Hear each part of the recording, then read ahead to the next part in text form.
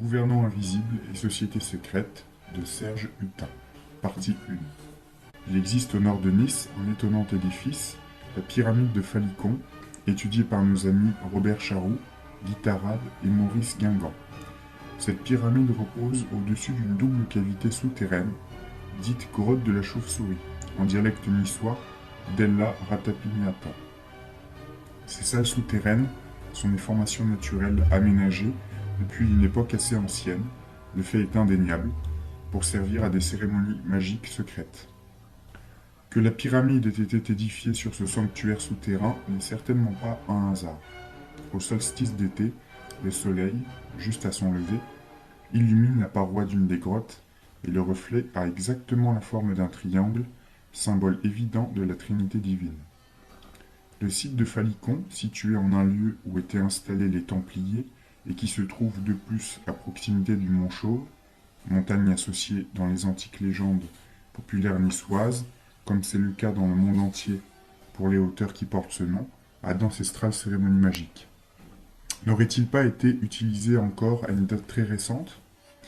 Selon une tradition orale rapportée par des amis niçois, le temple souterrain aurait servi en plein XXe siècle à célébrer des initiations rituelles de très haut degré. Peut-être faut-il supposer l'existence d'un passage secret qui partirait de la salle inférieure de la caverne de la chauve-souris pour aboutir tout au bas de la montagne jusqu'à un sanctuaire souterrain encore plus secret, réaménagé entre les deux guerres. On pourrait alors se demander, simple hypothèse de ma part, si le quadruple monument à l'épaisse porte blindée qui se trouve pas très loin de la pyramide, en bas de la pente, bien dissimulé au regard des promeneurs, ne pourrait pas être l'autre accès à ce souterrain secret. Aleister Crowley connaissait sûrement toutes les dispositions de l'ensemble rituel de Falicon. N'alla-t-il pas, vers 1930, y diriger en personne de grandes cérémonies magiques? L'histoire a-t-elle un sens? Le déconcertant spectacle du tourbillon vertigineux des affaires humaines, les incessants bouleversements qui se sont produits au long des siècles, nous amènent volontiers à nous demander si le déroulement historique lui-même a un sens. On connaît le mot de Shakespeare, une histoire de fou racontée à d'autres fous. Mais vu de haut, l'ensemble apparemment chaotique ne peut-il pas prendre un sens cohérent? On pourrait, à propos des communautés humaines et de l'humanité tout entière, avoir recours à l'image simple de la fourmilière. Les fourmis nous semblent errer au hasard selon une activité fébrile et désordonnée, alors que, en fait, toutes les actions individuelles concourent à un but commun dont les constantes sont déterminées de manière rigoureuse par l'âme collective de la fourmilière. Le premier facteur à considérer est la situation géographique des divers États. Ce n'est pas un hasard si des ensembles comme la Lotharingie ou le duché de Bourgogne, qui s'étendaient des Flandres à la Bourgogne proprement dite, n'ont pu subsister longtemps. Alors que la France, au long des siècles, a tendu à obtenir sa forme optimale, celle, comme on dit, de l'hexagone. C'est parce que ces frontières naturelles formaient un ensemble géométrique harmonieux. Autre facteur, plus profond encore, l'ensemble psychique actif et structuré, l'égrégore, selon la terminologie occultiste, formé par les divers peuples. Chacun porterait en lui au départ ses possibilités plus ou moins grandes de réussite. Mais il convient alors de faire intervenir l'action de l'égrégore de l'humanité dans son ensemble. Si l'on tente d'examiner l'histoire humaine du point de vue de Sirius, c'est-à-dire du point de vue le plus impersonnel et le plus général possible, on distingue alors une oscillation plus ou moins accentuée, parfois très violente, mais sans que jamais l'un des deux termes soit complètement supprimé par l'autre, entre deux pôles extrêmes, d'un côté l'équilibre, une organisation synthétique, une ordonnance harmonieuse, et à l'opposé le chaos total, la désorganisation, la dissolution. Ce second terme est-il vraiment le fait du hasard, et le déchaînement des forces chaotiques n'obéit-il pas lui-même à des actions directrices précises? Un auteur anglais qui usait du pseudonyme de Robert Payne, publié en 1951 chez l'important éditeur londonien Wingate, un ouvrage intitulé Zero, The Story of Terrorism. Zéro, l'histoire du terrorisme.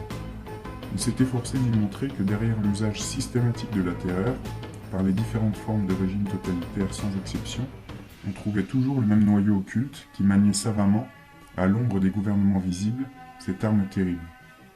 Arme systématique qui dépassait donc de beaucoup la simple volonté, individuelle collective, justifiée, de se venger d'ennemis et de les empêcher de nuire. Dès la publication du livre, se produisit une série de coïncidences, bien curieuses. Avant la mise en vente, de mystérieux émissaires achetèrent tout le stock disponible.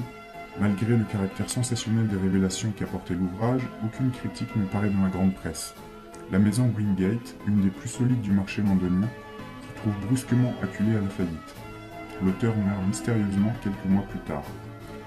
Il ne pouvait pas s'agir en l'occurrence de divulgation de secrets d'État ni d'espionnage militaire ou industriel. L'ouvrage ne comportait aucune information de cette nature. La seule explication possible est que l'auteur avait découvert l'existence à l'échelle mondiale de gouvernants occultes, au-delà même des grosses puissances financières qui ne jouent, somme toute, que le rôle subordonné du bailleur de fonds. Notre ami Jacques Bergier nous racontait un jour qu'il existe une série de questions dont il est absolument interdit à la presse de parler, et dont la liste se trouve stipulée avec précision sur un petit carnet noir qui, quel que soit le régime politique du pays, car l'interdit est universel, mondial, se trouve remis à tout directeur d'un important organe de presse d'information, qu'il soit tributaire du grand capitalisme ou communiste. Cependant, le fait même que des fuites aient pu se produire montre que les conditions qui prévalent aujourd'hui, ce qui marquerait selon de nombreux ésotéristes le passage de l'ère zodiacale des poissons à celle du Verseau, rendent désormais possible ce qui auparavant ne l'était pas.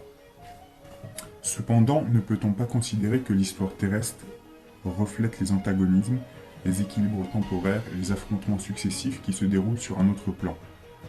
Voici ce que remarque avec profondeur André Gauthier-Walter, la chevalerie et les aspects secrets de l'histoire. L'Égypte est le reflet du ciel, est-il écrit dans le livre d'Hermès. Ceci est vrai aussi pour toutes les nations, lorsqu'elles sont devenues majeures, conscientes de leur destin et de leur mission envers elles-mêmes et envers les autres. Se poserait alors à nouveau le problème de déterminer quel est le gouvernement idéal, problème que se posait déjà l'Antiquité, voire la République de Platon. Cet état idéal, faut-il le situer dans le passé lointain ou au contraire dans l'avenir? Si l'on admet la justesse de la vision ésotérique traditionnelle des cycles, les deux réponses seraient vraies ensemble. La fin d'un cycle, c'est à la fois l'apocalypse, au sens ordinaire du terme, et comme la destruction sont la condition nécessaire de la régénération, le début d'un nouvel âge d'or.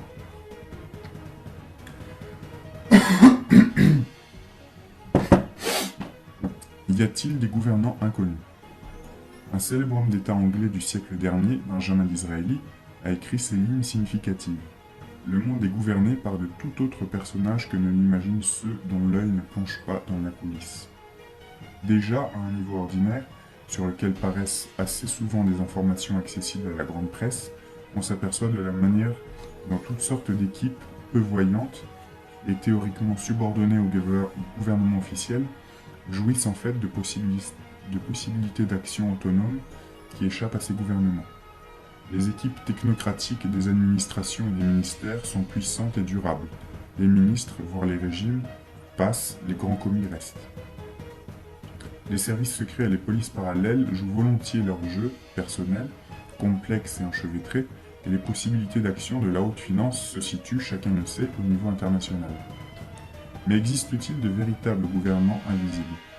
Le romancier André Ardelais, dans son livre Le Seuil du Jardin, écrit « Derrière les gouvernements qui se succèdent, vous avez dû sentir la permanence de certaines forces, de certains principes. Cette stabilité ne s'explique que par des puissances occultes qui en fait dirigent le pays. Changer les noms ou les étiquettes d'un parti ne signifie rien, et la foule se contente d'une façade. Je schématise naturellement. La réalité est plus complexe, des évolutions ont eu lieu, mais en gros, les choses se passent bien ainsi. À côté des ministères officiels, il existe des organismes qui les doublent et dont le pouvoir les dépasse parfois. Je ne représente, c'est l'un des agents d'exécution du gouvernement occulte qui parle, qu'un rouage secondaire dans l'ensemble. Je ne connais pas tous ceux qui travaillent dans le même sens que moi et j'ignore encore plus où aboutit le réseau de force. Vous pouvez même supposer que personne ne détient l'autorité suprême, qu'elle émane d'une volonté commune.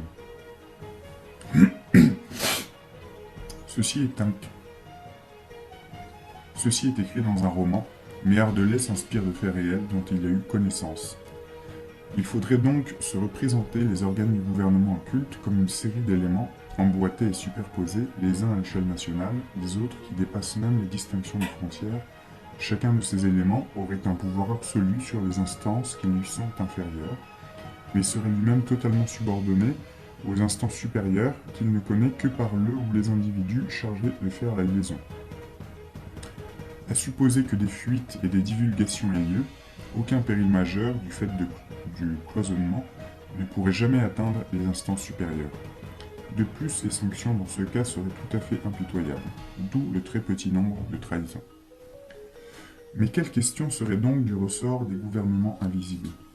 Sans doute, ce ne sont pas seulement celles qui ressortissent à la haute politique traditionnelle, mais bien celles qui, au premier abord, semblent anodines, mais sont rendues dangereuses par une vulgarisation inconsidérée. Prenons l'exemple des stupéfiants. S'il n'existe qu'un petit nombre de drogués, ceux-ci ne nuisent qu'à eux-mêmes et à leur descendance éventuelle. Mais si l'usage de la drogue se généralise de plus en plus, c'est une société, une civilisation entière qui est mise en péril. Des adversaires de la Chine communiste se sont demandé si la diffusion croissante des stupéfiants parmi la jeunesse occidentale aujourd'hui ne répondait pas à un plan méthodique de subversion. Ce serait à leurs yeux se représenter de façon bien simpliste le péril jaune, que d'imaginer les armées chinoises déferlant sur l'Occident au milieu de furieux combats. Ne chercherait-elle pas plutôt à se trouver assurée préalablement de ne rencontrer aucune résistance ou une résistance affaiblie? André Ardelais nous décrit les efforts tenaces et cruels que déploie le gouvernement invisible pour détruire la géniale machine à rêver, construite par un inventeur parisien. Nous tenions la machine à rêver pour un danger social aussi néfaste que l'usage de la drogue. Il s'agissait d'une doctrine. Nous ne sommes pas sur Terre pour rêver, mais pour agir et remplir une tâche. Rien ne se gagne sans un effort, une discipline. Parce qu'il y a en effet des êtres qui précisément rêvent d'une grande libération magique qui leur permettrait d'échapper aux limites et aux asservissements des contingences terrestres. Citons à ce sujet ce passage de ce si beau roman de Ardelais, l'inventeur de la machine à rêver, appelait ça sa lanterne magique. Avec elle, on retrouvait le regard neuf, la sensibilité intacte, et Baudelaire a dit que tout génie venait de là. Mais ainsi n'entre-t-on pas en conflit avec les directives inflexibles, impersonnelles, générales de l'espèce humaine? Les sociétés secrètes et leur superposition. Avant d'aller plus loin, il convient de définir ce qu'est une société secrète. Avançons cette définition précise. C'est un groupement plus ou moins important, caractérisé à la fois par l'existence de réunions strictement réservées à ses membres et par la préservation jalouse du secret des cérémonies, des rites où se manifeste le symbolisme dont la société se réclame. Les sociétés secrètes ont des buts fort divers, religieux, politiques, criminels, philosophiques. Mais cette classification n'est pas toujours rigoureusement tranchée. Les objectifs différents peuvent se superposer, comme le montre un historique des sociétés secrètes. De même, une société dite secrète pourra être doublement clandestine par son recrutement très restreint et par la totalité ou une partie de ses activités. Ou bien elle pourra, comme c'est le cas aujourd'hui pour diverses organisations maçonniques ou rosicruciennes, dans les pays où elles sont légalement autorisées, avoir pignon sur rue, organiser des conférences publiques, et même déclarer le nom de ses dirigeants. Ces sociétés n'en conservent pas moins leur activité propre, strictement réservée à leurs membres. En cela, elles restent donc secrètes. Nous laisserons de côté les sociétés secrètes qui n'ont que des objectifs très limités, ou même éphémères et de circonstances, pour ne nous intéresser ici qu'à celles qui prétendent à des buts supérieurs, transcendants par rapport aux objectifs circonscrits et partiels. De telles sociétés entrent alors dans une catégorie supérieure, celle des sociétés secrètes dites philosophiques ou initiatiques. Cependant, on peut se demander si, au-delà des sociétés secrètes dont on connaît bien l'existence, comme c'est typiquement le cas pour la maçonnerie, il n'existe pas tout un ensemble de hiérarchies, de superpositions, d'imbrications qui peuvent entraîner des confusions difficiles à résoudre. En 1862, une revue catholique bavaroise éditée à Munich, Historische Politische Blätter, Annales historico-politiques, révélait ce fait inquiétant. Il existe en Allemagne une association secrète de structures maçonniques dont les chefs sont inconnus et dont les buts ne sont pas maçonniques. On peut se demander s'il ne s'agissait pas là d'une survivance clandestine de l'ordre des Illuminés de Bavière, que nous rencontrerons au chapitre consacré à l'histoire secrète de la Révolution française. En 1945 paraissait à Paris, aux éditions Médicis, un livre signé Geoffroy de Charnay, qui est le nom de l'un des grands templiers français brûlés en 1314 avec le grand maître Jacques de Molay. Sous ce pseudonyme se dissimulait le physiologiste et psychologue Raoul Husson, 1901-1967, l'un des animateurs français de la Synarchie, mort dans un accident de voiture qui pouvait fort bien ne pas être tout à fait accidentel. Dans ce livre, Husson révélait que les sociétés secrètes mondiales, dont le rôle historique était déterminant, constituaient une pyramide à 3 degrés. Et Geoffroy de Charnay distingue d'abord ce qu'il nommait les sociétés secrètes inférieures, d'accès assez facile, qu'il comparait, ce sont ses propres termes, à des viviers où des groupes plus fermés recrutent les gros poissons, c'est-à-dire les hommes qui leur sont utiles. Au second degré se situeraient ce qu'il appelle les sociétés de cadre ou de sociétés intermédiaires, dont le recrutement est déjà très sélectionné et dont les membres parviennent à jouer un rôle de direction, d'animation, d'organisation dans l'économie et la politique nationale et internationale. Tandis que d'autres ordres, au recrutement également très étroit, se consacrent essentiellement à des travaux de nature symbolique, rituelle, magique, spirituelle. Enfin, au sommet de la pyramide, se situeraient les sociétés secrètes supérieures, qui demeurent toujours rigoureusement dans la coulisse. Ce sont elles qui, du sommet de l'édifice, tireraient les vraies ficelles invisibles de toutes les grandes affaires de la politique mondiale. Les membres de ces groupes secrets supérieurs mèneraient ou bien une vie très active, ou bien une existence ascétique, anonyme, mais lourde de puissance ignorée. De ceux-là, les noms ne paraissent jamais à la une des journaux. Un homme comme le célèbre mage caucasien Gurdjieff aurait été au XXe siècle l'un de ces personnages parvenus au sommet de la domination invisible des affaires humaines. Gurdjieff a en effet déclaré « J'avais la possibilité d'accéder au sein des saints de presque toutes les organisations hermétiques, telles que sociétés religieuses, occultes, philosophiques, politiques ou mystiques, qui demeurent inaccessibles à l'homme ordinaire. » Un autre personnage semble avoir fait partie lui aussi de ces très puissantes sociétés secrètes supérieures, le mage britannique Aleister Crowley. En remontant dans le temps, nous trouvons des grands initiés célèbres comme Cagliostro et Weishaupt, dont nous aurons à parler en détail, et aussi des personnages infiniment moins célèbres, mais dont le rôle, joué uniquement en coulisses, fut décisif. Ce fut le cas notamment du marquis de Chef de Bien, haut dignitaire de l'un des systèmes maçonniques les moins connus, le rite primitif. Chef de Bien qui avait pris comme pseudonyme initiatique Eques Acapite Galeato, le chevalier casqué, caractérisait ainsi la troisième et dernière classe de ce système. En effet, l'échelle de Nair, de 10 élémentaires d'investigation du rite primitif, présente, dans ses formes, un nombre presque indéterminé d'échelons ou de degrés d'étude dont la classification permet de les contracter à volonté ou de les dérouler presque à l'infini, sans en déranger la série, et dont la coordination magnifique invite à en adapter à chacun des jours de l'année solaire. N'oublions pas ceci. Aujourd'hui, comme naguère et comme autrefois, le public est bien loin de connaître les activités, ou même simplement l'existence et le nom de toutes les sociétés secrètes qui ont joué ou qui jouent un rôle d'une certaine importance à l'échelle mondiale. Qui sait par exemple qu'existe un ordre très secret, strictement réservé aux Israélites, doté d'importantes responsabilités, celui des Bnai Brit, fondé à New York en 1843. Cet ordre, pense-t-on, aurait joué un rôle très important en coulisses dans toute l'économie mondiale de la première partie du XXe siècle. Mais ne croyons pas, c'est une erreur que l'on fait encore trop fréquemment, que les sociétés secrètes dont l'influence est mystérieuse, profonde, ignorée, invisible, soient l'apanage exclusif d'intrigues juives. Il existe toute une série de groupes et de sociétés secrètes, rigoureusement inconnues, qui n'ont rien à voir avec le judaïsme. C'est ainsi que circulent encore aujourd'hui des livres étranges dont l'origine elle-même reste mystérieuse, et qui n'ont encore, à l'inverse de certains documents dont nous aurons à parler, jamais été révélés au public. Par exemple, c'est le cas pour un texte magique très ancien et fort bizarre, intitulé Bible de Lucifer, sur lequel, malgré tous nos efforts, il nous a été impossible de mettre la main. Aujourd'hui encore, de très anciens sanctuaires secrets sont utilisés pour de mystérieuses cérémonies rituelles célébrées par des groupements inconnus. On sait qu'Elbrouille a fait la découverte, par Roger Laumois, d'une vaste chapelle souterraine située sous le donjon du château de Gisors.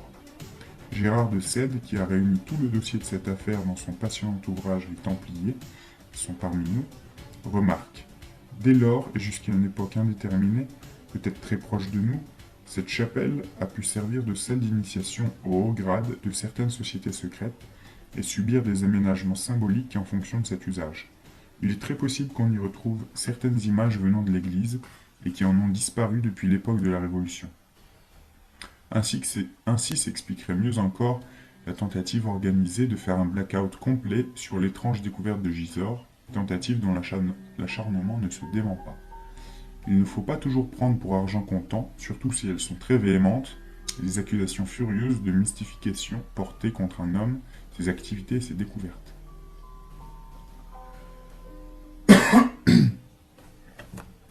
Nouveau coup d'œil panoramique sur les sociétés secrètes dans l'histoire. On a beaucoup parlé de l'action, volontiers ignorée, mais colossale, de ces sociétés secrètes qui mènent le monde. Par exemple de la franc-maçonnerie, de son rôle irrécusable dans la genèse de la Révolution française. Mais au-delà de la maçonnerie, il est nécessaire de remonter jusqu'à d'autres groupements au recrutement bien plus restreint et dont les pouvoirs temporels étaient considérables et redoutables, comme c'est le cas à la fin du XVIIIe siècle des Illuminés de Bavière. Il semble impossible de comprendre comment la vertigineuse ascension de Napoléon Bonaparte a pu avoir lieu si l'on ne fait pas intervenir le soutien que lui a apporté le pouvoir occulte. L'empereur, en effet, ne fut pas seulement franc-maçon, mais aussi haut dignitaire d'ordre fraternel bien plus fermé. Ainsi, la fraternité hermétique de Luxor, avec laquelle Bonaparte était entré en contact lors de la campagne d'Égypte, l'ordre des Illuminés, dont le général Bonaparte atteignit le plus haut degré. Il faut lire à cet égard le tome 3 de l'histoire de la franc-maçonnerie universelle, de Gérard Serbanesco, au début duquel est reproduit le texte fantastique où Napoléon raconte en détail la cérémonie d'initiation. Tout laisse supposer que Napoléon a vu sa chance tourner et l'abandonner complètement dès le moment où il a cessé d'être un exécutant docile de desseins secrets pour succomber au vertige de l'ambition personnelle. Si l'on remonte plus haut dans le temps, on rencontre les problèmes que pose l'action politique des Templiers, et l'on comprend du même coup l'acharnement avec lequel Philippe le Bel détruisit l'ordre, et qui n'est pas dû uniquement au désir du souverain de confisquer les fabuleuses richesses des chevaliers devenus, après leur départ de la Terre Sainte, banquiers de tous les États européens. Des hommes comme Dante, comme Jacques Coeur, grand argentier de Charles VII, et comme Christophe Colomb, ne connurent-ils pas eux aussi l'héritage politique secret du Temple? Non seulement on peut supposer une perpétuation secrète du cercle intérieur du Temple après le martyre de Jacques de Molay et des compagnons, mais on doit la considérer comme indubitable. Christophe Colomb, qui avait eu, on l'oublie trop, une initiation de filiation templière, ne semble pas, contrairement à l'idée reçue, être parti à l'aveuglette.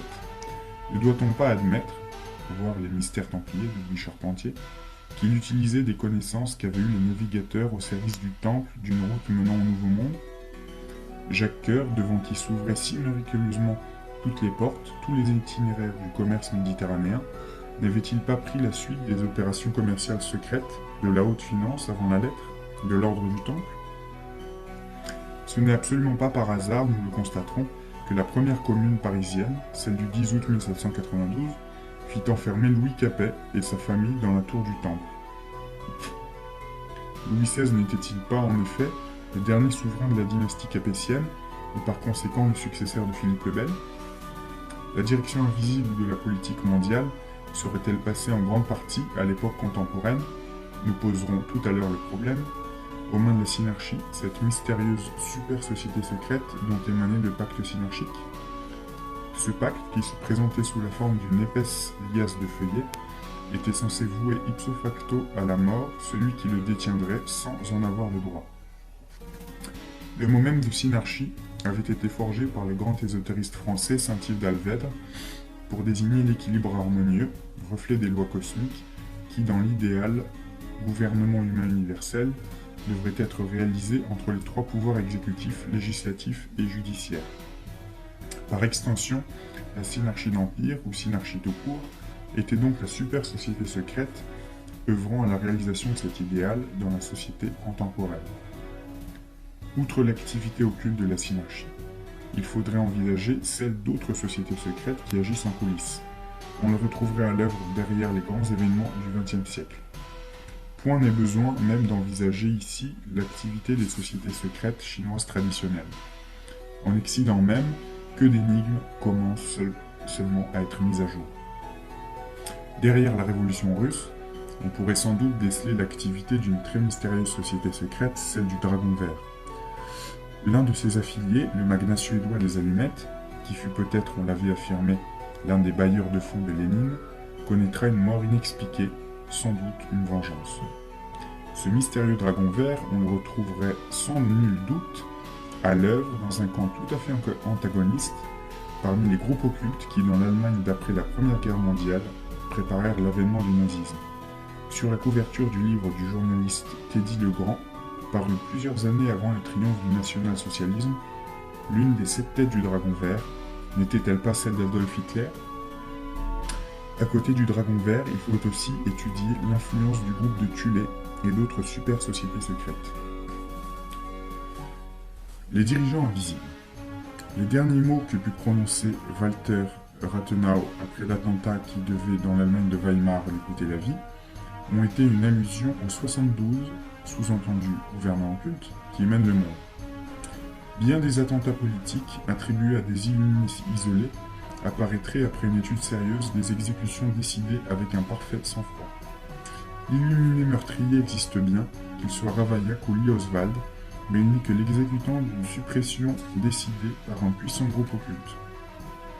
Si dans certains cas la décision vient simplement d'une faction politique rivale, d'autres meurtres devraient sans doute être expliqués au niveau de l'un ou l'autre des échelons des gouvernements invisibles du monde, qui agissent implacablement dès lors que quelque chose ou que quelqu'un leur semble s'opposer au déterminisme cyclique de l'évolution du monde moderne. Nous aurons à réexaminer certains attentats politiques. De même, notre planète n'étant pas isolée des lignes générales d'évolution du système solaire de la galaxie, voire de l'univers tout entier, il n'est pas tellement absurde d'envisager des ramifications de ce gouvernement invisible, voire une supervision extraterrestre des chefs invisibles qui dirigent la marche générale de l'humanité. Il est probable que les noms de ceux qui sont les vrais gouvernants secrets de l'histoire du monde moderne ne diraient que peu de choses, peut-être rien du tout, au public qui lit les journaux, écoute la radio et regarde la télévision. L'aventurier politique Trebitsch Lincoln, dont nous retraçons plus loin l'étrange carrière, avait eu le privilège d'entrer en contact avec un personnage qui connaissait les vrais dessous des cartes, Harold Beckett.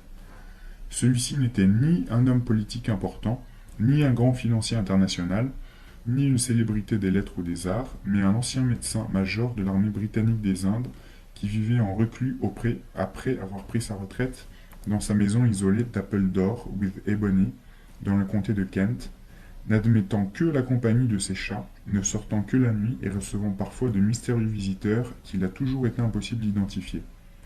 Étaient-ils, eux, les vrais gouvernants invisibles de l'humanité?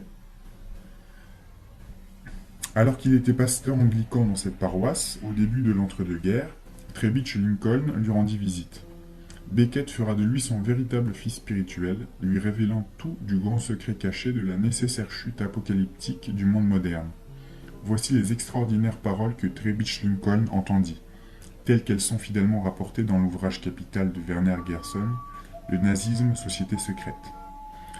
Tu ne peux pas embrasser le grand dessein auquel tu vas collaborer malgré toi, puisque tu ignores le plan d'ensemble. Plus tard peut-être seras-tu placé à un point assez élevé pour embrasser le plan cosmique dans son ensemble, avec ses lumières et ses ordres, dans sa parfaite harmonie. L'humanité évolue selon une loi cyclique. Elle décrit une spirale successivement descendante puis ascendante. Pendant la descente, tous les maux, toutes les erreurs, tous les crimes s'accumulent. Quand la descente aura atteint le très bas, le cosmos remontera et nos descendants remonteront et baigneront dans la vérité, le beau, la sagesse. Tu m'as compris? En accélérant la descente, on contribue à précipiter la remontée qui suivra immanquablement. C'est après que le désordre aura été à son comble que la reconstruction dans l'ordre viendra comme une nouvelle aurore. À notre époque, la seule façon de préparer le bien futur, c'est de porter à son comble le mal présent. Règle d'or pour le destin collectif comme pour chaque destin individuel. En somme, il serait capital, indispensable, pour espérer comprendre vraiment le sens du devenir historique, de dépasser les considérations épidermiques qui dominent nos réactions sentimentales vis-à-vis des personnes, des groupes, des nations, des causes idéologiques, si chères nous soient-ils. Il serait nécessaire d'admettre, d'accepter que les choses les plus contestables, les plus intolérables même, sont indispensables, en vue de la seule réalisation du plan d'ensemble. Dans ces illusions perdues, Honoré de Balzac remarquait: il y a deux histoires. L'histoire officielle, menteuse, puis l'histoire secrète, où sont les véritables causes des événements, l'histoire honteuse. On peut déjà voir aisément comment, à l'échelon des impératifs économiques et financiers, les groupes dirigeants qui ne sortent pas de la coulisse concluent des alliances ou rivalisent selon des nécessités qui dépassent largement les impératifs patriotiques ou même les impératifs humanitaires par lesquels se croient régis hommes, groupes et peuples, qui ne sont pas dans le secret des dieux. Témoin cette très significative anecdote qui nous fut racontée. Au cours de la Première Guerre mondiale, un officier français prisonnier, du fait que dans le civil il était ingénieur spécialisé, fut affecté dans les bureaux d'une usine allemande de porcelaine. Il remarqua que cette usine fabriquait de petites pièces de porcelaine qui ressemblaient exactement à celles qu'on employait sur les grenades françaises. Lorsqu'il demanda au chef de fabrication s'il savait à quoi servaient ces petites pièces, celui-ci lui répondit qu'il n'ignorait pas que ces pièces, fabriquées en Allemagne, transitaient par la Suisse pour alimenter des usines d'armement françaises. Des arrangements identiques fonctionnaient dans l'autre sens. Certaines pièces indispensables à des armes allemandes de précision étaient usinées en France. Échange de bons procédés. Chacun sait aussi que pendant la guerre de 1914-1918, les usines métallurgiques du bassin de Briey, tombées sous l'occupation allemande, travaillaient jour et nuit pour l'armement allemand sans jamais risquer pilonnage d'artillerie ou bombardement aérien. Quand on passe de la haute finance au domaine le plus ténébreux encore de la raison d'État, les constatations étranges se multiplient. Il est patent qu'aujourd'hui encore, il existe certaines affaires politiques sur lesquelles manifestement on empêche que la lumière soit faite. Il en va ainsi de l'assassinat du président Kennedy. 4 constatations sont bien troublantes. 1. Par hasard, seul l'immeuble d'où furent tirées les balles meurtrières n'était pas gardé par la police de Dallas. 2. Plusieurs tueurs avaient été prévenus, dont les mouvements étaient synchronisés par les gestes que faisait avec son parapluie un mystérieux chef d'orchestre placé sur un lieu suffisamment élevé. Des clichés révélateurs en ont même paru dans des magazines, notamment Paris Match. Si Lee Oswald avait manqué le président, 1 ou 2 autres tireurs l'auraient alors supplanté. 3. Arrêté, l'assassin est providentiellement exécuté par un prétendu justicier, lequel mourra tout aussi providentiellement d'un cancer généralisé, la typhoïde, une crise d'asthme ou toute autre maladie aurait été aussi convaincante.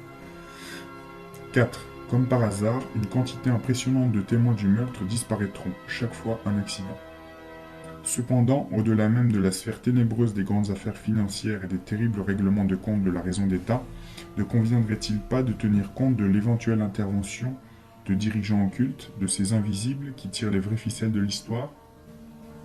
Le cardinal de Richelieu déclara un jour que bien des gens seraient très étonnés s'ils savaient qui était le véritable souverain de la France. On a généralement interprété cette boutade comme une allusion satisfaite qu'il faisait à son pouvoir personnel. Pourtant, pourrait-on observer, chacun déjà savait que la puissance du cardinal était bien plus grande que celle du souverain qui lui abandonnait pratiquement la conduite des affaires du royaume. Rien dans une telle constatation n'aurait donc été de nature à vraiment étonner le public. Le problème se pose donc de savoir si le cardinal de Richelieu était vraiment libre de gouverner la France selon les seules impulsions de ses idées politiques personnelles, ou s'il n'était lui-même, malgré son génie politique, son ascendant, sa puissance, qu'un maillon de la chaîne, le simple agent d'exécution d'un dessein politique qui le dépassait. On considère volontiers que le père Joseph, le célèbre capucin qu'on surnommait l'éminence grise, n'était que l'exécutant discret, privilégié, le bras droit du cardinal. On peut cependant se demander s'il n'était vraiment que cet exécutant dépassé, si grande soit sa valeur. Se demander si cette éminence grise n'aurait pas pu être plus que l'homme de confiance de Richelieu, si ce n'est pas lui qui aurait assuré la liaison entre le cardinal et les mystérieux gouvernants invisibles qu'il avait choisis pour exécuter leur plan. Qu'étaient donc ces derniers? Les chefs de la Compagnie du Saint-Sacrement, c'est-à-dire l'homologue au grand siècle de l'actuel et si puissant Opus Dei catholique? Les Rose-Croix héritiers de la politique secrète de l'ordre du Temple? En l'état actuel des recherches, et dans l'absence de documents précis, nous en sommes encore réduits aux conjectures. Mais il est assuré qu'un jour la vérité sera connue. Une Anglaise particulièrement versée dans l'histoire secrète de notre pays, Evelyn Eaton, adopte l'implication pleine et entière de la célèbre boutade, comprenée pour telle, du cardinal. Selon elle, il aurait existé un souverain secret, chef véritable et invisible de la France. Son trône aurait été caché dans la région de Fontainebleau, l'un des plus anciens hauts lieux de notre territoire, où, d'après une vieille tradition venue des druides, se dissimulerait l'entrée d'une vaste cité souterraine antérieure au déluge. Mais selon un autre récit, il y aurait un second emplacement privilégié où serait caché le second trône du souverain secret de la France, l'îlot de Tomblaine, situé juste en face du Mont Saint-Michel. Jean-Marc Rivière concluait son histoire des doctrines ésotériques par ces mots. Les ésotérismes, par leur puissance d'action sur les plans idéologiques, mènent le monde. N'y aurait-il pas donc, bien au-dessus et au-delà des gouvernants invisibles, une poignée de dirigeants invisibles? Une réponse affirmative s'impose. N'oublions pas ces mots énigmatiques. Les 72 qui mènent le monde, que prononçait Walter Rathenau en expirant. Est-ce au-dessus de ces 72 encore qu'il faudrait faire intervenir les 6 mystérieux, 9 supérieurs inconnus, maîtres de toute la terre, sur lesquels Guy Tarade a tenté de faire enfin toute la lumière possible? Cependant, avant de tenter ce que nous ferons ultérieurement, de démonter le mécanisme, les modes d'action et les articulations ignorées par lesquelles interviennent des gouvernements secrets dans les affaires nationales ou internationales, il semble normal d'essayer de répondre à cette question simple. Oui ou non, ces gouvernants invisibles existent-ils? Ou plus exactement, si ces gouvernants mystérieux existent, leur action est-elle susceptible d'être décelée par un examen très minutieux des affaires terrestres?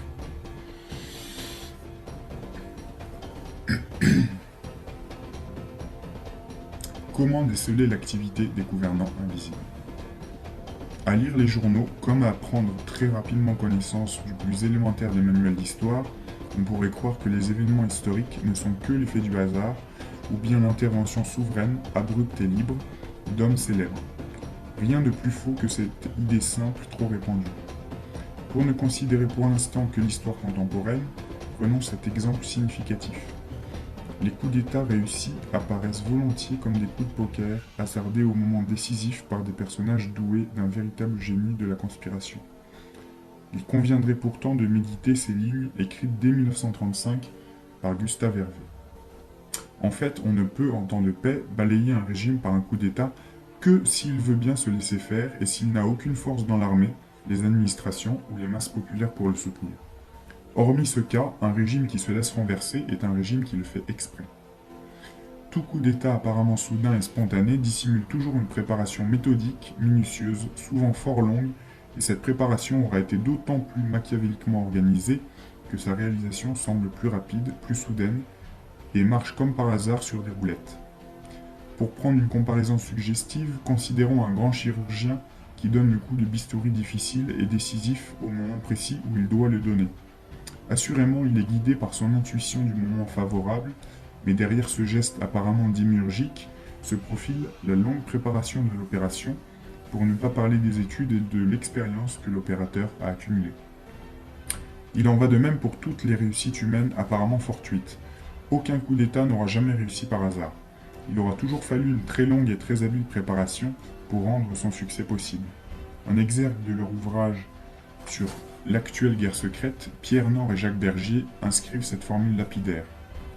Un chef exaltant, plus une jeunesse fanatique, plus une foule survoltée, égale l'équation des révolutions modernes. D'accord. Et ajoutons tout de suite à cette constatation ceci. Pour parvenir à ce triple objectif, quelle préparation méthodique en coulisses? De même qu'une victoire, si géniale que puisse être un stratège, un coup d'État n'est jamais le résultat d'une improvisation, mais toujours l'aboutissement d'une action lente, profondément et longuement mûrie. Il suffit d'examiner les événements, toutes leurs causes et aussi toutes leurs conséquences pour comprendre que là où l'improvisation en apparence semble jouer un grand rôle, tout a été minutieusement préparé. Assurément, il y a un art d'utiliser les circonstances. C'est précisément là où intervient le flair politique. Mais jamais bouleversement politique majeur ne fut, né ou ne sera le fruit d'une soudaine intervention d'une personne, entreprise sans aucune préparation adéquate. Prenons, car l'exemple est significatif, un cas bien connu. Celui de l'accession du maréchal Pétain et de son équipe au pouvoir à la suite de la défaite française de juin 1940. On imagine tout de suite la scène stéréotypée des dirigeants républicains terrorisés venant en cortège supplier le vainqueur de Verdun de sauver le pays. Assurément, les futurs vichysois surutilisaient alors l'occasion inespérée qu'offrait l'écroulement des cadres républicains devant l'avance éclair des troupes allemandes. Cependant, l'opération avait été minutieusement préparée et de longue date. Rien n'a été négligé pour mettre la nation en condition, de sorte qu'elle accepte le prétendu miracle. Au tome 1 de ses mémoires de guerre, le général de Gaulle raconte « Par milliers d'exemplaires circulait en mai 1940 un dépliant portant sur ses 3 pages l'image du maréchal, d'abord en chef de la Grande Guerre, avec la légende « Hier grand soldat », ensuite en ambassadeur, aujourd'hui grand diplomate. Enfin, en personnage image et indistinct, demain, tout laisse supposer que l'envoi de Pétain comme premier ambassadeur de France à Madrid auprès du régime franquiste depuis la fin de la guerre civile n'était absolument pas fortuit, mais constituait en fait le prélude d'une manœuvre politique de grand style en France, manœuvre qui aboutirait lorsque la conjecture serait favorable. En effet, un haut fonctionnaire français, lors d'une visite de l'ambassade de Madrid peu de temps après que Pétain y eût été nommé ambassadeur, eut la surprise d'y trouver des piles de brochures sur la Révolution nationale dont la couverture était ornée de la francisque.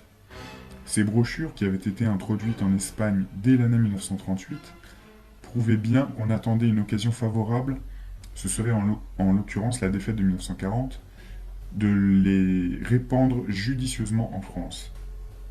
Il serait fort intéressant de se demander qui, plus exactement, quel groupement occulte, la synarchie d'Empire sans doute, fut à l'origine de la nomination de Pétain comme ambassadeur à Madrid. Rares sont les hommes politiques qui, comme le cardinal de Richelieu, connaissent le dessous des cartes si complexes. Nombre d'entre eux sont persuadés en toute bonne foi qu'ils jouent de leur propre chef un rôle dirigeant irremplaçable, alors qu'ils apparaissent si souvent, après coup, comme des pièces que l'on a mises au bon moment sur l'échiquier et qui sont dans les mains des vrais dirigeants, restés eux dans la coulisse.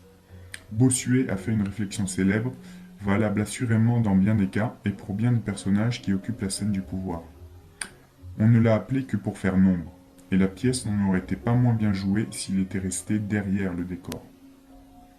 Inversement, quand on estime que certains personnages deviennent dangereux pour les desseins secrets en cours, qu'ils en aient ou non conscience, une procédure expéditive ou secrète selon les cas est décidée pour les éliminer. Bien rares sont les attentats politiques qu'un exalté, isolé ou avec quelques complices ait tenté de son propre chef et réussi. Presque immanquablement, le tueur de ce modèle se fait prendre sans avoir pu mener son geste à bien. Ainsi en fut-il de Damien sous Louis XV, de Fieschi sous Louis-Philippe.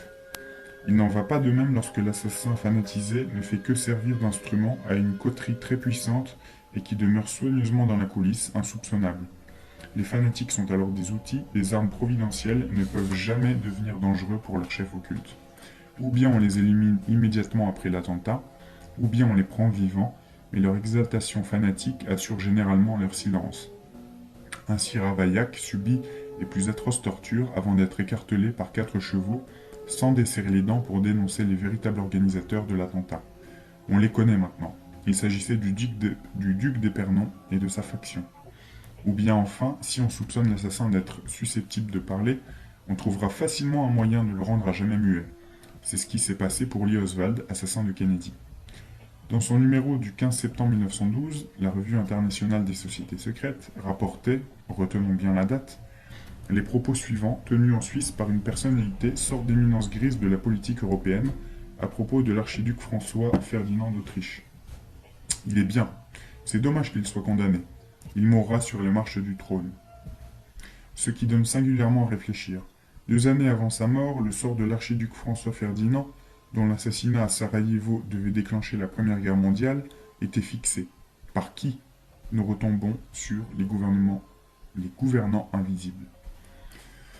Et même si ces paroles étaient reconnues apocryphes, il n'en reste pas moins ce fait que l'attentat de Sarajevo était annoncé 2 ans avant qu'il n'ait lieu. On peut faire d'ailleurs plusieurs autres constatations troublantes en ce qui concerne le déclenchement de la guerre de 1914.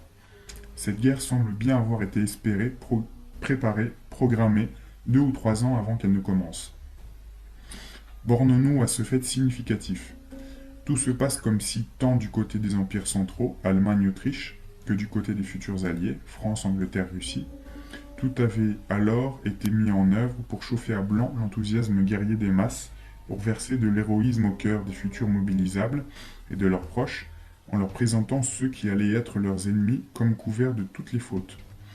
En laissant aussi entendre que la guerre ne serait en fait qu'une triomphante promenade militaire jusqu'à Berlin ou jusqu'à Paris. Romy, dans un recueil intitulé Fraîche et joyeuse, s'est amusé à composer une anthologie, à l'humour noir involontaire, des slogans et des images par lesquels on excitait méthodiquement l'enthousiasme patriotique des futurs belligérants. La conclusion s'impose. La guerre de 1914 a été froidement décidée à l'avance, déclenchée au moment voulu, non par la volonté ni par la décision de ceux qui étaient officiellement chefs d'État. Raymond Poincaré et Guillaume II ne furent, malgré leur évidente sincérité, les vrais responsables. Ils n'étaient qu'au premier rang de la scène des exécutants et ignoraient les arcanes des gouvernants invisibles. On peut alors se demander si le conflit de 1914-1918 n'a pas été l'un des actes les plus importants de ces gouvernants invisibles de l'Europe. Même, il apparaît que quelquefois ces dirigeants invisibles de la politique mondiale se sont amusés à dévoiler ouvertement leurs desseins, mais sous la forme d'une plaisanterie que personne n'aurait eu l'idée de prendre au sérieux. C'est ainsi qu'en 1890, l'hebdomadaire anglais Truth a publié sous le titre « Le songe du Kaiser » une carte représentant une Europe destinée à passer sous des gouvernements républicains. Le dessin prétendait représenter, sous forme satirique, quelles conséquences résulteraient tôt ou tard en Europe des ambitions politiques de l'empereur d'Allemagne Guillaume II. En réalité, on pourrait penser volontiers qu'il s'agissait d'un dessin à clé où il était représenté le modelage politique de l'Europe tel que le souhaitaient les chefs du gouvernement invisible. Qui voyons-nous? L'Europe divisée en une série d'États républicains, français, britanniques, italiens, autrichiens, etc. À l'est, le désert russe, Russian Desert. Pourquoi donc cette insolite appellation du désert? Au centre de l'Europe, l'Allemagne est partagée en 3 républiques et la frontière de l'une d'elles, bien curieusement, se trouve coïncider avec la ligne Oder-Neisse actuelle. La Pologne et la Finlande forment des républiques indépendantes séparées de la Russie. Assurément, on lit sur cette carte des différences notables par rapport à la carte européenne que devait fixer la Première puis la Seconde Guerre mondiale. Ce qui laisse supposer qu'il y eut un infléchissement des modifications du plan initial et que celui-ci s'est adapté aux circonstances. Sur la carte de 1890, la région des Balkans se trouve partagée en 2 républiques, autrichienne et bulgare. D'autre part, on sait qu'en Europe devaient subsister malgré tout quelques rois, en Grande-Bretagne, en Scandinavie, en Belgique et aux Pays-Bas. Mais ces souverains, purement représentatifs et désormais privés de tout pouvoir politique réel, n'ont d'autre fonction que d'incarner les traditions nationales chères à leur patrie. L'étude attentive des coulisses militaires, diplomatiques, industrielles, etc., des événements contemporains, réserverait sans aucun doute bien d'autres surprises. Dans les faits, les antagonismes, les impitoyables règlements de compte, militaires, politiques ou d'espionnage, on verrait sans nul doute les preuves que divers groupes spirituels, dont certains pourraient fort bien être liés au gouvernement secret du monde, ont une action temporelle précise. En 1969, plusieurs dirigeants de l'Opus Dei sont entrés dans le gouvernement franquiste et se trouve ainsi posé le problème de l'influence politique secrète, et pas seulement dans la péninsule ibérique, de ce mouvement qui groupe aujourd'hui environ 50 000 membres répartis dans le monde entier.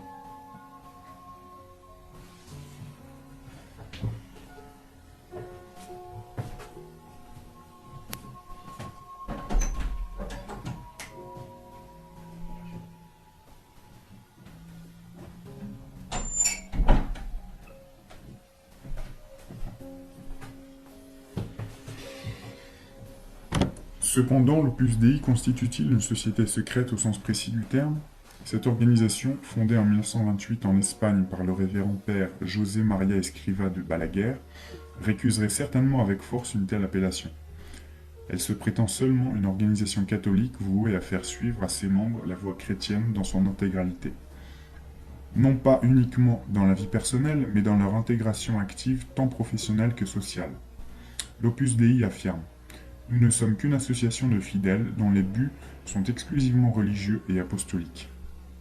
Cependant, il faut tenir compte de cette remarque que le père H.C.H. Chéry, devant les animateurs du mouvement Les Amis Spirituels, prononçait le 26 avril 1970 à Paris, pour conclure le résumé d'une conférence faite par l'un des animateurs de ce mouvement, Joseph Monserrat y Torrente.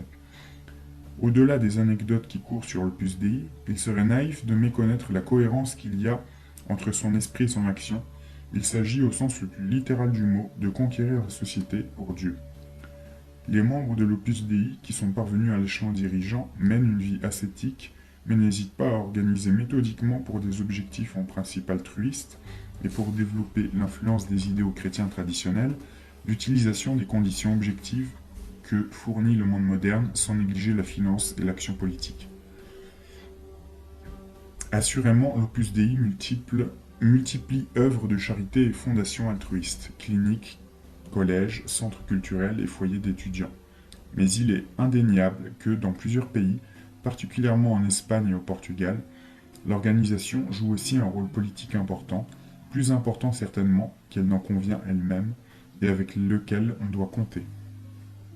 Il serait donc impossible de ne pas évoquer l'éventualité, affirmation conjecturale mais qui n'a rien de tout à fait invraisemblable, de contact secret entre l'Opus Dei et la mystérieuse Synarchie d'Empire, sur laquelle nous nous attendrons plus longuement dans un chapitre ultérieur. Autre éventualité possible, celle d'une conjecturale filiation secrète qui apparenterait certaines branches de l'Opus Dei à une survivance occulte de l'ancienne Inquisition espagnole. Selon certains témoignages que l'on ne peut malheureusement pas contrôler, fonctionnerait même aujourd'hui en Espagne une sorte de tribunal ecclésiastique secret qui, par personne interposée, superviserait l'action de l'Opus Dei.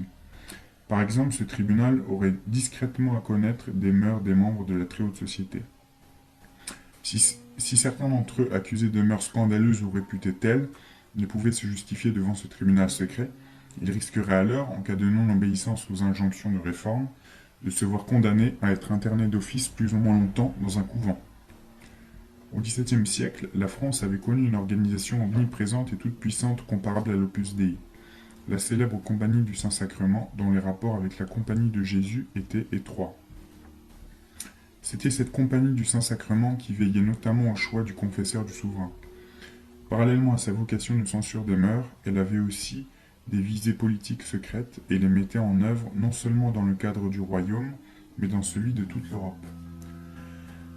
Est-il bien invraisemblable de supposer que, apparemment comme secrètement, dans les coulisses comme sur le devant de la scène, agissent deux factions, toutes deux très diversifiées et ramifiées, qui correspondent en gros, dans tous les domaines, à révolution et contre-révolution?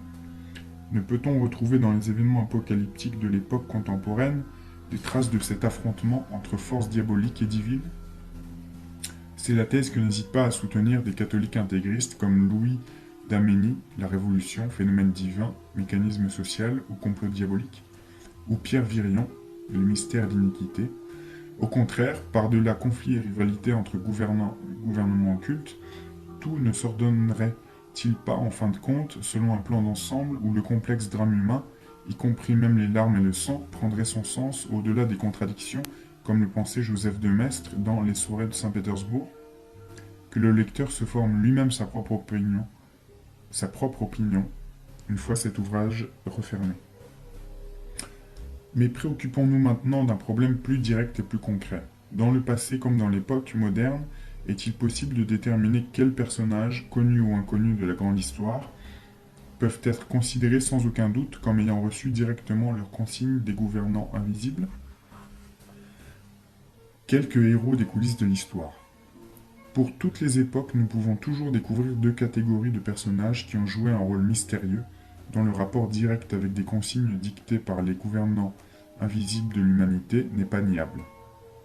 D'abord, ces quelques hommes qui, ayant joué un rôle de premier plan sur la scène historique, ont été mis dans le secret des dieux, alors que l'immense majorité des hommes politiques ignorent tout des gouvernants invisibles, qui s'arrangent cependant pour les faire bon gré mal gré servir leur destin. Ce fut notamment le cas de Richelieu, de Benjamin Disraeli, le célèbre Premier ministre de la reine Victoria, sans doute de Lénine. D'autre part, de mystérieux personnages dont le nom ne figure jamais dans les manuels d'histoire, mais qui n'en jouèrent pas moins secrètement cette fois un rôle actif, déterminant sur bien des événements historiques. Hommes qui, selon les cas, furent de naissance illustre ou de très humble extraction, qui, selon le rôle qu'ils avaient à jouer, passèrent pour de grands cœurs ou pour des jouisseurs avant tout préoccupés en apparence de plaisirs égoïstes. Les uns et les autres n'en furent pas moins choisis un jour pour influencer à un moment donné la situation historico-politique. On ne s'attendrait pas à découvrir, parmi les machiavéliques éminences grises choisies par les gouvernants invisibles pour permettre l'avènement du nazisme en Allemagne, un aventurier juif, Timothée Ignaz Trebitsch, qui prendra le nom de Trebitsch Lincoln, sous lequel il agira désormais, ou même simplement de Lincoln. Né en 1879 dans le ghetto de Pax en Hongrie, il était venu chercher fortune en Allemagne puis en Angleterre. Il traverse une crise religieuse et se convertit tout d'abord au protestantisme baptiste, puis à l'anglicanisme. Ses supérieurs ecclésiastiques, décelant en lui une personnalité de valeur, le nomment pasteur d'une petite paroisse anglicane dans le Kent en 1904. C'est là qu'il rencontre son premier maître spirituel, qui, nous l'avons vu, était sans doute lui-même l'un de ces 72 maîtres inconnus qui supervisent la politique mondiale pour la rendre conforme aux impératifs que réclame la conjoncture qui se produit dans le cycle terrestre.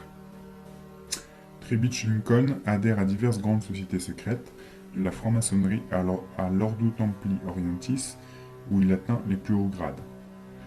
Au cours de la Première Guerre mondiale, il semble avoir eu des activités d'agent double en Hollande, puis aux États-Unis. L'armistice le retrouve à Berlin, où il devient l'un des conseillers officieux du général Ludendorff, ce qui est d'autant plus fantastique que Ludendorff se distinguait par son obsession fanatique de la judéo-maçonnerie. Trebitsch Lincoln, qui préfère désormais se faire appeler Lincoln tout court, joue un rôle actif dans le putsch de Kapp qui échoue. Il fréquente tous les chefs nazis au moment des années obscures de la naissance et de la croissance du NSDAP. Devenu leur conseiller secret, il joue le rôle d'éminence grise de Hitler et de ses premiers partisans dans leurs débuts politiques. En 1922, Trebitsch Lincoln, après avoir séjourné aux États-Unis, part pour la Chine accomplir sous le nom de Cheo Kung de nouvelles missions tout aussi étranges. Il se convertit au bouddhisme et se fait initier dans la plus importante des sociétés secrètes chinoises, celle des Hong, dite aussi de la Triade. En 1925, Lincoln, devenu un temps ermite à Ceylan, se retrouve au Japon. Après un nouveau séjour en Allemagne où il renoue ses contacts occultes dans les sphères dirigeantes nazies avec des personnalités comme Haushofer, il retourne en Chine, qu'il quitte à la fin de 1929 pour accomplir une retraite prolongée dans un monastère lamaïste du Tibet. Il sera connu dès lors sous le surnom évocateur de lama aux gants verts, selon le symbole magique que lui avait remis à Ceylan un mystérieux abbé bouddhiste qui fut l'un de ses instructeurs. Après avoir parcouru la Mandchourie et la Chine, il séjourne au Canada. Il est de nouveau en Extrême-Orient pendant la Seconde Guerre mondiale et joue alors la carte de la collaboration totale avec les Japonais qui occupaient l'ouest de la Chine. Trebitsch Lincoln meurt le 9 octobre 1943 des suites d'une opération chirurgicale à l'hôpital français de Shanghai. Un autre personnage fit aussi beaucoup parler de lui par ses activités magiques et semble avoir joué également un rôle politique secret intimement lié aux activités en question, le mage britannique Aleister Crowley, 1875-1947. Les films tirés de la série romanesque de James Bond peuvent apparaître à première vue dans leurs péripéties rocambolesques tout à fait invraisemblables. Certains d'entre eux, James Bond contre Dr No, Opération Tonnerre, On ne vit que deux fois, ne mettaient-ils pas en scène l'existence d'une redoutable super-société secrète qui recherchait par tous les moyens la domination mondiale sur l'univers ? Or, si James Bond appartient à la littérature et au cinéma, la réalité serait au moins aussi fantastique, à bien la considérer, que ce qu'invente l'imagination la plus hardie des romanciers d'espionnage. Ceci est déjà vrai au niveau des services secrets officiels. Dans les affaires qui finissent par arriver à la connaissance